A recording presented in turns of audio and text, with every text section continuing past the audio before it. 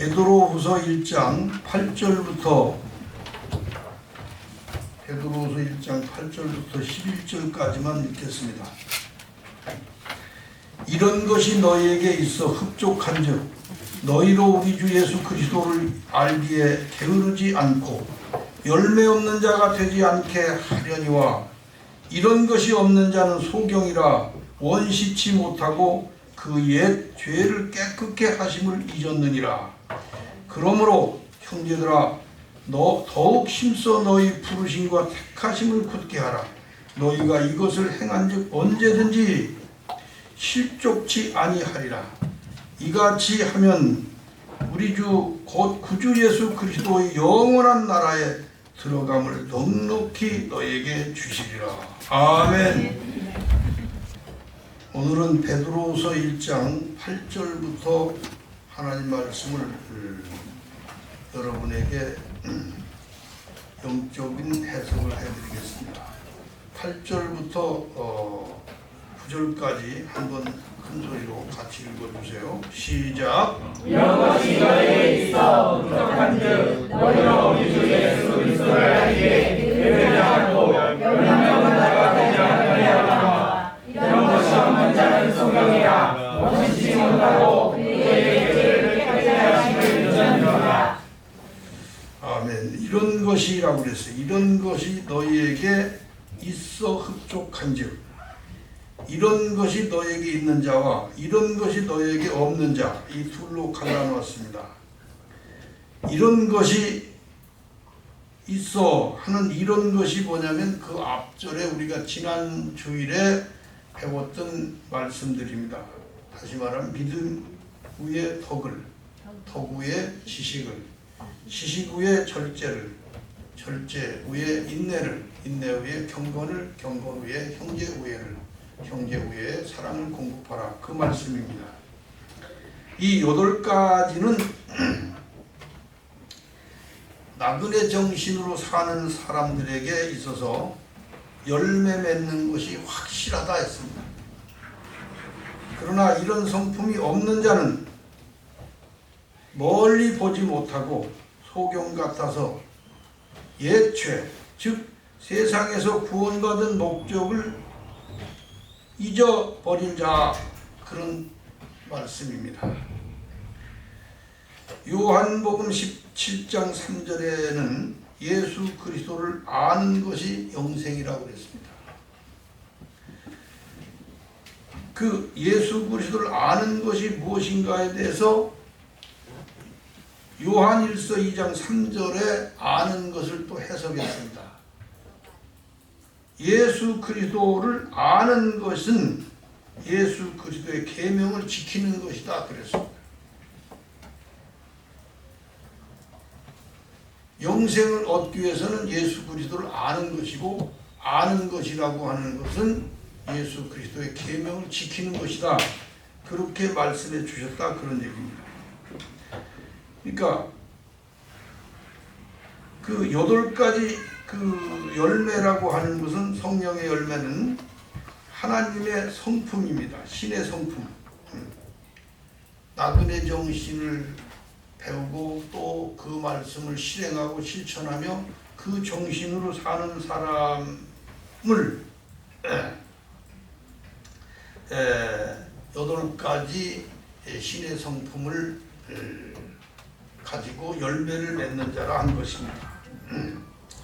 나그네 정신을 지키는 것은 예수 그리스도를 아는 것이다. 예수 그리스도를 아는 것은 이 계명을 지키는 것이다, 그렇게 말씀해 주신 것입니다. 10절 한번 읽어주세요. 시작. 그러므로 형제들아 더욱 힘써 너희 부르심과 택하심을 굳게 하라. 너희가 이것을 행한즉 언제든지 실족치 아니하리라. 부르심과 택하심이라고 그랬습니다. 세상 죄에서 구원하심은 세상에서 우리를 불러내 주신 것이고, 그리고 택하심이라는 것은 그리스도를 믿음으로 나그네 정신을 주신 것은 우리로 영생할 자, 천국 백성으로 택해 주신 것을 말씀하고 있는 것입니다. 11절 말씀을 읽어주세요. 시작. 이같이 하면 우리 주 곧 주 예수 그리스도의 영원한 나라의 평강을 넉넉히 우리에게 주시리라. 구주 예수 그리스도의 영원한 나라에 들어감을 넉넉히 우리에게 주시는 것은 곧 이런 성품을 훈련해가고 이런 열매를 맺는 것이다. 그렇게 말씀해 주신 것입니다. 그러니까 예수 그리스도의 영원한 나라,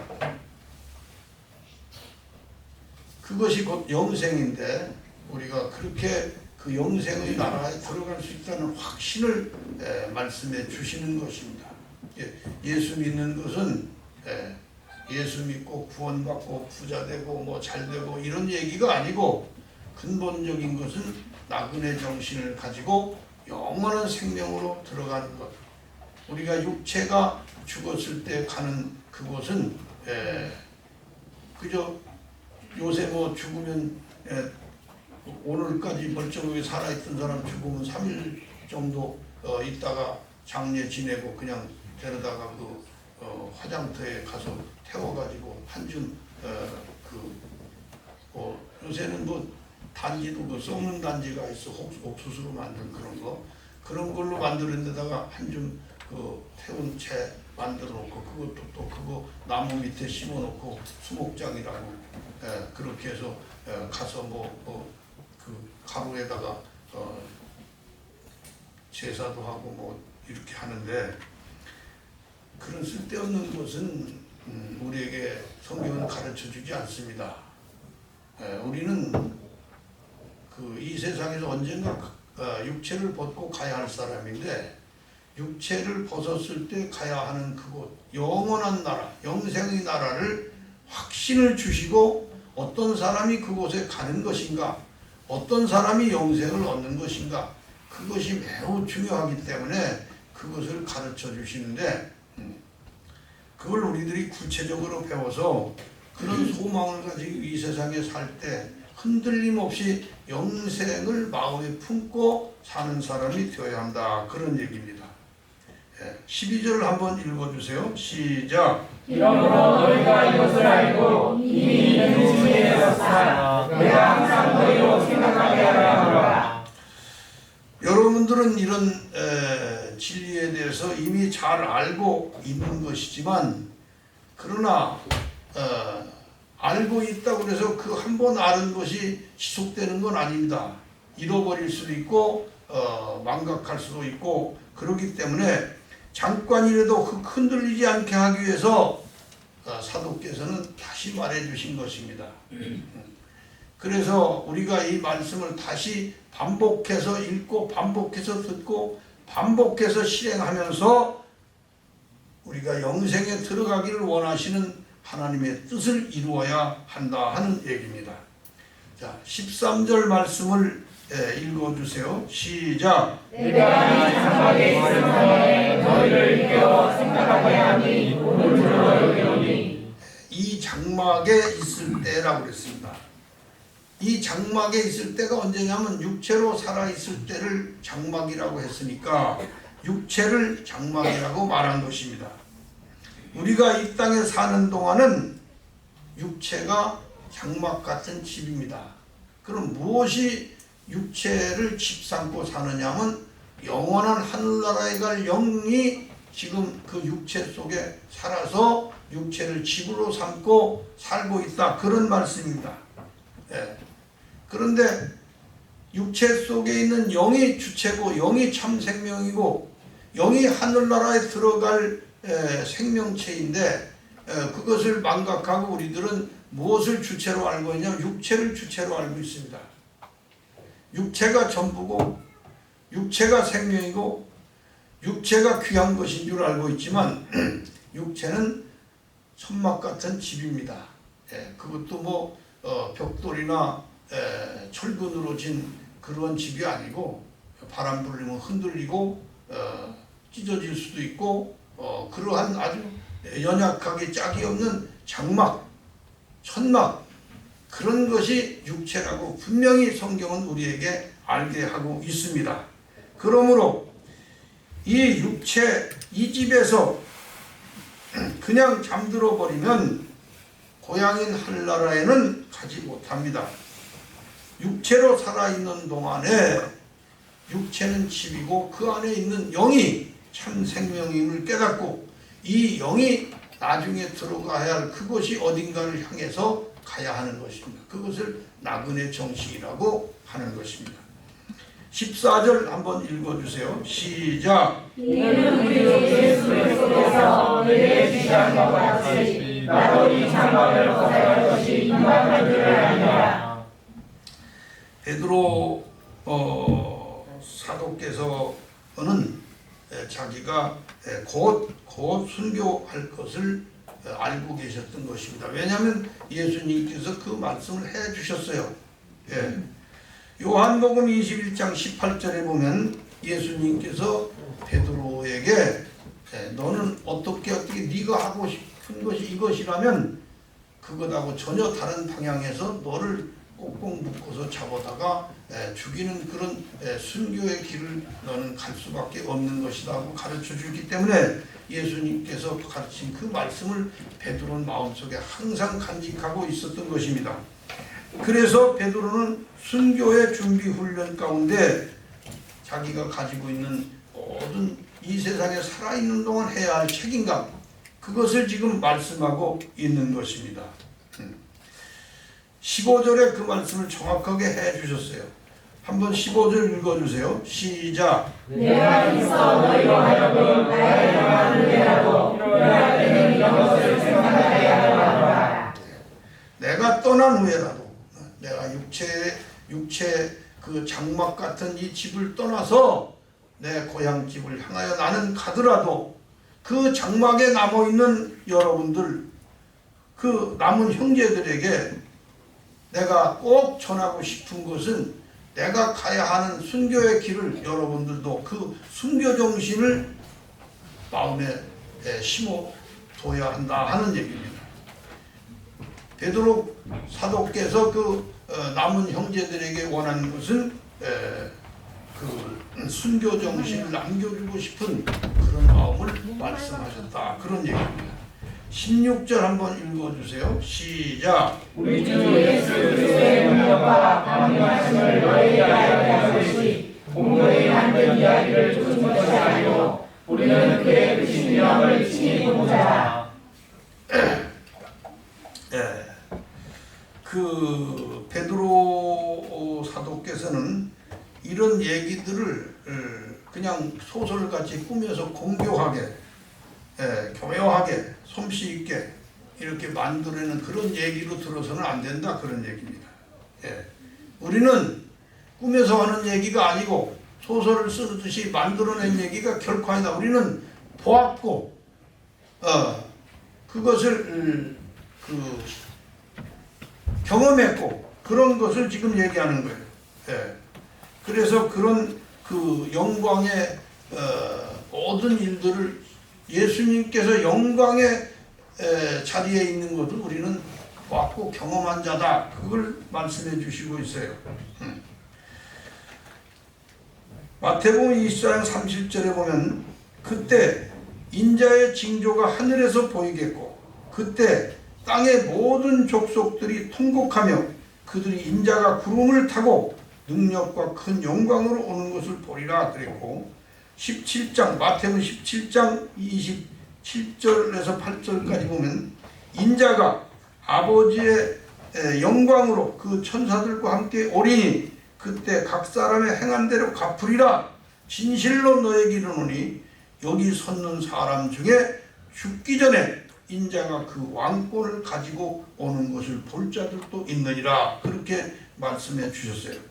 인자가 올 때 그 영광 중에 오는데 천사들과 함께 올 것이다. 그런데 그렇게 하는 모든 일들을 여기 섰는 사람들이 죽기 전에 그 왕권을 가지고 오는 것을 볼 자들도 있느니라. 이 말씀을 하실 때는 예수님께서 아직 왕권을 가지고 있지 않았다는 것을 말씀하신 것입니다. 그러면 왕권은 그 당시 예수님은 어느 왕권 아래에 있었느냐면 율법의 왕권 아래에 있었던 것입니다. 그래서 예수님께서는 율법의 왕권 때문에 십자가에 율법에 의해서 죽었습니다. 그러나 하나님께서 예수님을 다시 살리셔서 부활시키셔서 승천시키셨습니다. 그래서 승천하신 예수님께서 다시 오신다고 약속을 지키셨는데 그 약속이 지금 예수 믿는 사람들의 대부분이 잘못 알고 있는 게 뭐냐면 그 약속 가진 예수님이 유대인 가운데 오셨던 그 모습으로 다시 오는 줄로 알고 있어요. 이렇게 참 말도 안 되는 황당한 것을 가르치는 이 기독교가 되어 있다는 것이 참으로 이 현상이 슬프고 참 무지하고 말도 안 되는 것을 지금 가지고 복음이라고 떠들어대는 이 현 시대가 정말 안쓰럽고 안타까울 뿐입니다.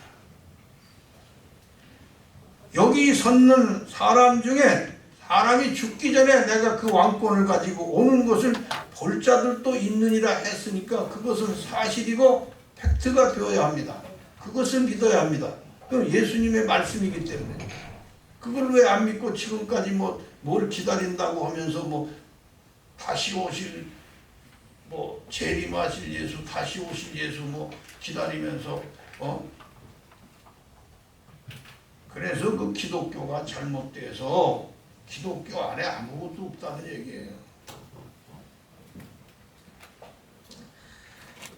예수님의 왕권이라고 한 것은 하나님께서 예수님을 살리시고 그 왕권을 율법의 왕권을 폐지시키시고 복음에다가 왕권을 주시고 그 복음의 왕이 예수님이십니다. 복음 안에서 왕이신 분이 예수님이셔요. 제자들 마음속에 복음이 들어갔을 때 그 마음속에 그 중심 속에서 살아서 역사하신 그 영이 바로 예수님이고 그 예수님이 왕권을 가지고 제자들을 움직였다는 사실입니다. 그래서 그렇게 약하고 부족하고 여러 가지로 두려움에 이 세상 율법의 두려움에 떨던 그들이 율법을 조금 더 두려워하지 않고 율법을 깨트려 이기셨습니다. 폐지시켰어요. 그래서 율법은 다 깨지고 복음으로 다시 살아나서 그 복음 속에 예수님이 왕이신 것을 우리들에게 전하고 알게 됐고 오늘날 믿는다고는 예수님의 왕권 안에서 복음이 왕인 것을 알아야 합니다. 그럼 왕으로 오신다는 말은 무엇이냐? 왕으로 오신다는 이 말은 성경을 말한 것입니다. 성경은 높은 산입니다. 율법은 낮은 산이고 그래서 예수님께서 높은 산에 올라가셨다는 얘기를 마태복음에 기록해 놨어요. 마태복음 17장 1절부터 읽어보면은 예수님께서는 진실로 너에게 이르노니 여기 섰는 사람 중에 죽기 전에 인자가 그 왕권을 가지고 오는 것을 볼 자들도 있다 하는 것을 실제로 보여주신 그 사건인데 이것을 갖다가 마태복음 17장 1절부터 기록해 놨어요. 그리고서는 엿새 후에라고 했어요. 엿새 후에 이런 말씀 죽기 전에 인자가 왕권을 가지고 오는 것을 볼 자들도 있다는 그 사실을 제자들에게 보여준 사건이 엿새 후의 사건입니다. 엿새 후에 그것을 보여주셨어요. 예수님께서 높은 산에 올라가셨어요. 어떤 높은 산은 어디냐? 성경을 구약과 신약으로 말한다면 낮은 산은 구약이라면 높은 산은 신약입니다. 그래서 신약이 올 수 있는 그 사건을 신약으로 임할 수 있는 그 사건을 예수님께서 제자들에게 보여주셨어요. 그래서 조금 수준이 낮은 제자들은 그 12제자 중에 다 밑에다가 놓고 제일 수준이 높은 베드로와 야고보와 요한을 데리고만 그 높은 산에 올라가셨다는 얘기입니다. 거기서 변형되시면서 예수님이 보여주실 때 모세와 엘리야가 거기 와 있었다는 얘기입니다. 모세와 엘리야가 어디 있는 사람이 성경 중에서 제일 큰 인물들입니다. 그 인물들이 모세와 엘리야는 율법의 대표들입니다. 그 율법의 대표들과 복음의 대표이신 예수님이 함께 거기서 얘기를 했다는 건 구약과 신약을 조화를 이루게끔 그렇게 알려주신 것입니다. 구약과 신약은 따로따로가 아니라 구약과 신약은 하나로 상통하면서 서로 조화를 이루는 책입니다. 그러나 구약 속에 있는 율법은 낮은 산이라면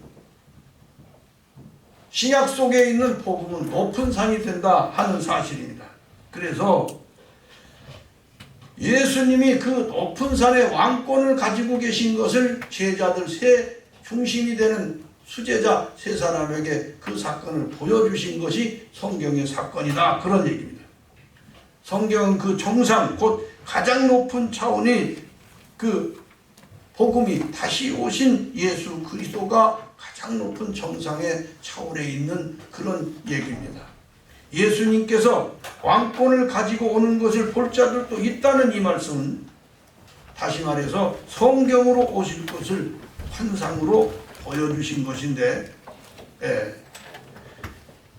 당시 제자들이 성경에 다시 오시는 예수님이신 것은 전혀 깨닫지 못했습니다.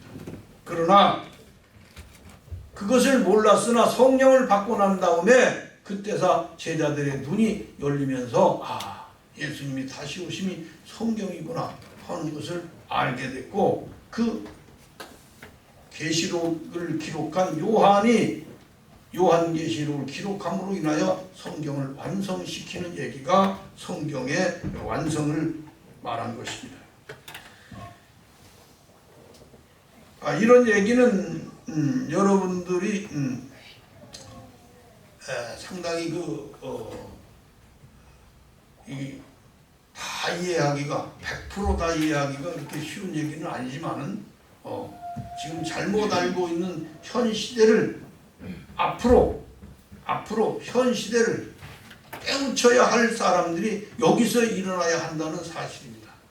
여러분의 자녀들 가운데서 이 복음을 들고 나가서 아니다, 예수님이 다시 오실 것이다, 뭐 다시 오시는 예수님이라고 연극을 만들고 무슨 뭐 다시 오신 예수님은 무슨 뭐 찬양을 만들고 해서 예수님을 기다려 언젠가 오실 거다, 이런 쓸데없는 소리에 찌꺼리지 못하게 분명한 선구자들, 선각자들이 일어나서 이것을 전하는, 그래서 예수님 이미 옛날 옛적에 예수님이 약속한 그대로 오셨음을 전하고 그 복음이 지금도 역사하여서 왕권을 이루고 있어요. 그 왕권을 받아들여야 한다는 사실입니다. 이렇게 중차대한 얘기를 나같이 부족하고 좀 얼뛴 사람이 하는 것이 너무 죄송할 뿐이지만, 그러나 이것을 나보다 훨씬 훌륭하게 잘할 그 복음의 용사들이 자라서 이 말씀을 사람들에게 전할 만한 그런 모든 품성과 인격이 자라서 이런 얘기 해주기를 나는 바라는 것입니다. 그래서 어린아이들의 교육에 중점을 두고 있고 어린아이들이 잘하는 것을 내가 눈여겨보면서 이렇게 하나의 사과를 보는 게 아니라 나는 사과 속에 씨를 보고 있습니다. 저 사과 속에 있는 씨가 심으면 그 씨가 다시 자라서 좋은 사과를 맺는 나무가 될 것이다. 그래서 하나의 사과를 보는 게 아니라 사과 속에 씨를 보고 그 씨가 나무가 될 것을 지금 바라고 기도하는 마음입니다. 18절 한번 읽어주세요. 시작. 이 소리는 우리가 저와 함께 거룩한 산에 있을 때 하늘로서 마음을 부는 것이다. 그러니까 이것은 제가 얘기한 마태복음 17장 1절부터 쭉 나오는 엿새 후의 사건을 지금 베드로는 그걸 얘기하고 있어요. 이 소리는, 이 말은 무엇이냐면 하나님께서 그 세 사람에게 여기 우리 내려가서 복잡한 데 살지 말고 여기서 천막 짓고 우리가 뭐 멋지는 천막 지어드릴게, 하나는 모세를, 하나는 엘리야를, 하나는 주님을 위해서 지어줄 때 여기 다시 내려가지 맙시다. 그 유대인들의 그 꼴도 보기 싫고 세상도 너무 혼란하고 우리 여기서 그냥 어떻게 이렇게 얘기했을 때 하나님께서 그들의 생각과 그들의 말을 제지시키면서 하늘에 소리가 나서 이르기를 이는 내 사랑하는 자요 내 기뻐하는 자니 너희는 딴 생각하지 말고 저가 명하고 저가 말씀하는 것을 너희는 들으라. 그렇게 하늘에 소리가 있었어요. 그걸 지금 얘기하는 거예요. 우리가 저와 함께 거룩한 산에 있을 때 베드로와 야고보와 요한이 그 높은 산 예수님과 예수님과 함께 있을 때 하늘로서 그런 소리가 난 것을 우리는 직접 들은 자들이다. 그렇게 얘기해 주는 거예요. 나그네들은 예수 그리스도의 왕권을 가지고 나가서 활동하는 것이 나그네입니다. 19절 또 우리에게 더 확실한 예언이 있어 어두운 데를 비치는 불과 다가오니 날이 새어 새벽이 너희 마음에 떠오르기까지 너희가 이것을 준비하는 것이 다음이라. 그러니까 이런 얘기뿐만 아니라 또 우리에게는 더 확실한 예언이 있다. 그래서 예언이라고 하면 사람들은 대개가 앞으로 될 일을 점쳐주는 거, 앞으로 될 일을 사람들은 미래를 못 보기 때문에 예언, 앞으로 될 것을 점쳐주는 걸 예언으로 알고 있는데 그렇지 않아요. 성경이 말하는 예언은 그것도 전혀 다릅니다. 확실한 영적 깨달음을 예언이라고 하고 있어요. 그래서 확실한 예언이 있어서 이 말은 확실한 영적 깨달음이 있어가지고 날이 셀 때 샛별이 너희 마음에 떠오르기까지 샛별은 새벽에 제일 빛나는 별입니다. 그러니까 날이 밝아온다는 것을 나타내는 게 샛별이에요. 그러니까 그런 별이 너희 마음에 떠오르기까지 주의해야 할 것이다. 그런 얘기입니다. 예언이라고 하는 것은 우리 마음 속에서 역사하는 하나님의 영적인 뜻입니다. 깨달음을 주시는 것입니다. 그래서 신약 성경에서 예언, 이것은 영감을 깨닫는 것입니다.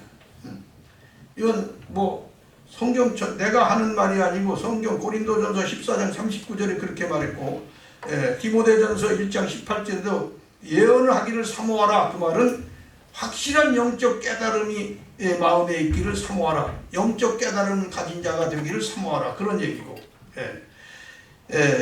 이래서 고린도전서 14장 1절에도 특별히 예언을 하려고 하라. 미래를 점치려고 노력하라. 그런 말이 전혀 아니에요. 영적으로 깨닫는 사람, 영적 깨달음을 가지려고 노력하는 자가 되라. 그런 얘기입니다. 그래서 여기에는 덧붙여 방언도 하는 것도 좋지만 방언보다 그 예언하기를 더 중요시해라. 그 말은 방언이라고 하는 것은 자기 문제입니다. 타인에게 문제가 되는 게. 여러분 방언을 하게 되면 여기 쳐다보세요. 방언을 하게 되면 무슨 이익이냐면 방언은 지금 여의도 충북은교에서 조용기 목사 살았을 때 방언해야 성령과 그런 것이 아니에요. 그런 것이 아니고 방언을 하는 사람은 방언해본 사람은 그건 알아요. 그래서 처음에 내가 방언을 하고 나서 상당한 시간 방언을 하는데 이 방언이 길에서도 나와요. 길에서도 걸어가다가. 그래서 입을 틀어막고 못하게 절제했어요. 내가 길 가다가도 방언이 나온다니까. 그러면 이거 안 되잖아요. 사람들이 맛이 갔다고 하니까 돌았다고 할까 와서 그래서 내가 자기 자신의 입을 틀어막고 그랬는데 그럼 방언은 무슨 유익이 있을까?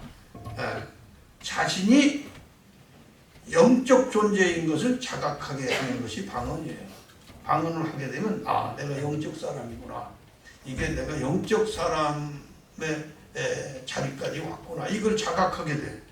그 다음에 방언은 자신이 믿음의 사람인 것을 알게 돼. 내가 이게 일반 세상 사람하고 나하고는 이제 분리된 사람이구나. 나는 보통 세상 사람이 아니고 하나님의 나라, 하나님의 세계에 내가 있는 사람이구나 하는 것을 알게 되니까 세상 사람이 내가 하는 일을 볼 필요도 없고 알 필요도 없고 그걸 보고 비웃게 할 필요도 없기 때문에 길에서 방언하는 내가 입을 막고 안 했다는 얘기야. 그는 내가 세상과 분리된 존재인 것을 자각하게 하는 것이 방언이라 그런 얘기예요. 남하고 관계 있는 거 아니에요. 방언을 아는 사람도 있고 큰 사람도 있지만 방언은 자기 자신이 믿음의 위치에 서는데 상당한 유익을 주는 것이에요. 그러나 그보다 더 중요한 것을 예언이라고 그랬어요. 예언은 확실한 영적 깨달음을 가지고 있는 거예요. 예. 영적으로 가르치고 영적으로 배우고 영적으로 깨닫는 것이 얼마나 중요한 것인지 로마서 12장 6절에는 예언은 믿음의 분수대로 해야 그랬습니다. 믿음의 분수가 뭐냐? 영적인 깨달음, 영적인 깊이를 깨달음대로 그대로 가르치고 그대로 실천하고 그런 것이라고 로마서 12장 6절의 말씀에 딱 그런 얘기예요. 사도행전 2장 17절 너희 자녀들은 예언할 것이요 그랬어요. 이 말씀이 너희 자녀들은 점칠 것이다 이런 얘기가 아니에요. 미래를 점치는 자가 될 것이다 이렇게 생각해서 큰 오산이다. 사도행전 2장 17절에 너희 자녀들은 예언할 것이, 이 말은 너희 자녀들은 영적으로 성경을 해석하고 영적으로 성경을 해석하는 것을 배울 것이고 영적으로 성경을 깨우쳐 알게 될 것이다 그런 뜻입니다. 이해가 되시죠? 네. 제자들이 성령 받은 후 두 가지 확실한 것이 있었어요. 네. 제자들이 성령 받은 제자들에게 나타난 것이 두 가지가 있는데 첫째는 이적과 능력이 나타났어요. 네. 그리고 두 번째로는 영적인 심령의 변화가 일어났어요. 예수님의 마음, 예수님의 심령을 가지는 그 경지까지 올라간 것이 성령 받은 사람들의 경지입니다.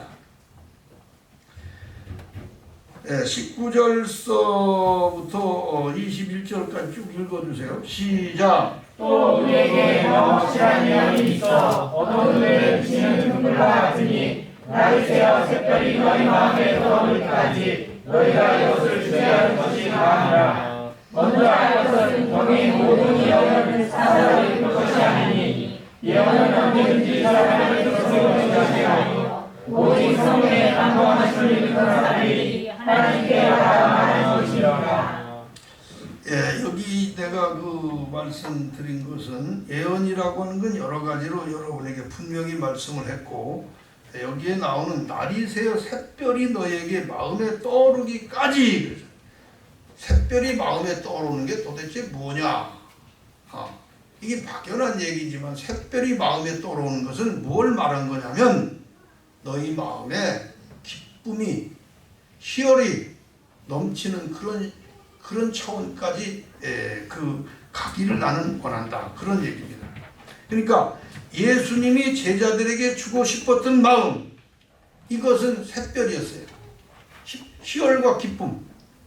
순교하러 가면서도 기쁘게 찬양하고 하늘을 향해서 찬양하고 정말 죽게 된 것을 너무 감사하고, 죽으면 세상 사람은 죽으면 소멸하지만 하나님 나라를 가는 양망한 사람들은 죽으면 하늘나라로 직행하기 때문에 기쁨과 희열이 넘치죠. 그것을 예수님은 제자들에게 주기를 원했고 베드로는 그러한 수준, 그런 차원의 믿음을 나그네들에게 주기를 원했다는 얘기죠.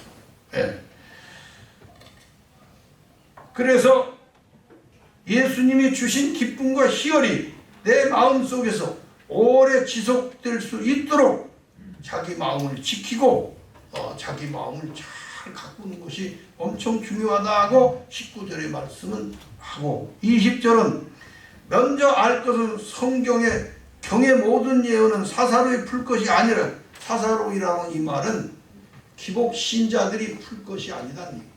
기복 신자들은 이 성경을 잘못 풀어서 엉뚱깽뚱하게 풀어가지고 축복을 논하고 성공을 논하고 이렇게 성경을 갖다 붙이지만, 성경은 축복이나 세상에서 받는 축복이나 세상에서 받는 성공이, 이 말은 한마디도 없어요. 그런 건 없어요.